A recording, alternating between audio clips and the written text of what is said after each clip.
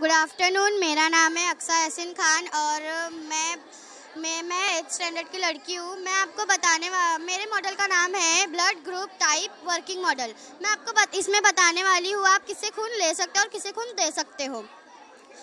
तो जैसे कि एग्जांपल मेरा खून है O पॉजिटिव, तो मैं ले सकती हूँ O पॉजिटिव और O नेगेटिव से। और जो आपको लाल निशान दिख रहे हैं, वैसे तो आपको पता ही होगा कि लाल निशान हमेशा खतरे का निशान होता है। तो मैं खाली O पॉजिटिव और O नेगेटिव से ही ले सकती हूँ और मैं दे सकती हूँ मेरा O पॉजिटिव है, मैं दे सकती हूँ A पॉजिटिव, AB पॉजिटिव और O पॉजिटिव को ही दे सकती हूँ। Thank you. तो सर हो गया। जैसे आपका ग्रुप होगा सर, आपका ग्रुप AB पॉजिटिव, तो आप ले सकते हो सबसे। हमारे ब्लड ग्रुप है 8 होते हैं हमारे ब्लड ग्रुप, तो आप सबसे ले सकते हो और दे सकते हो।